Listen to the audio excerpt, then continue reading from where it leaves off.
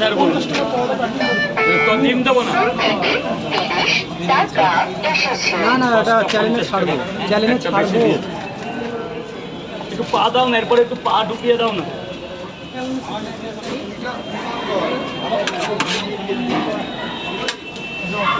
কতক্ষণ লাইনে দাঁড়িয়ে আছে? কতক্ষণ লাইনে দাঁড়িয়ে আছে? হ্যাঁ,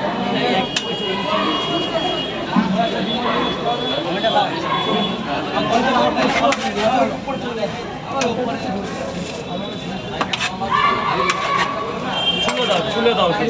ভিডিও করবো, ভিডিও করবো তো। না, শুধু বলবে যে আমি এতক্ষণ লাইনে দাঁড়িয়ে রয়েছে রাজুদার পকেট পড়া।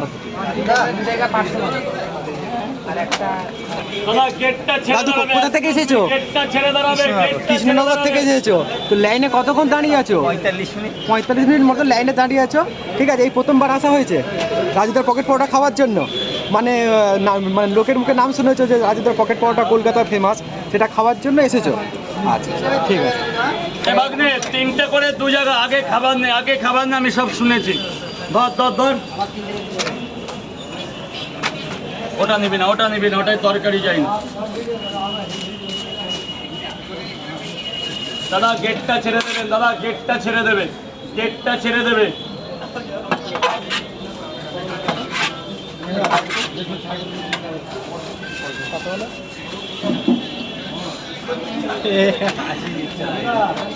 ধরো আগে পয়সা 100 টাকা দাও, 100 টাকা, 30 30 60 60। আর এখানে আছে তিনটে পরোটা ডিম 100।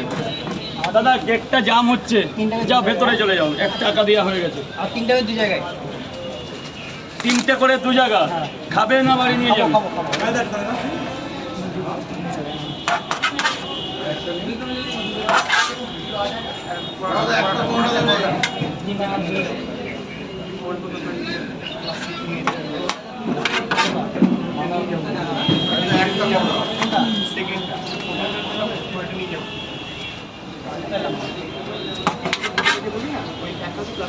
তখন ওইখানে পরোটা না রুটি নিয়ে একটা আলোচনা হয়েছে। না না, ওই কাস্টমাররা বলছে গ্রামগঞ্জের দিক তো। 4টে পরোটা ডিম 50 টাকা। তিনটে পরোটা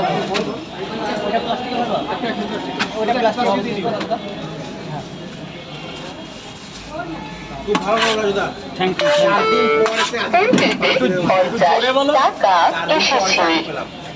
ভালো গেলাম। এই দাদা কি বলছে আমার ফোনটা রেকর্ড করো তো, আমার বউ তো বিশ্বাসই করে না। কোনোদিন বলে পরোটাকে নাকি লোকে ভালো বলে না। দাদাকে একটু বলতে বল। দাদা আমার ক্যামেরাটা এদিকে বলো। খুব ভালো হয়েছে রাজুদার পরোটা, তরকারি পরোটা সত্যি খুব ভালো। আমরা মানে এতদিন মানে শুনে এসেছি, কিন্তু আজকে মানে খেলাম তো ভালো লেগেছে।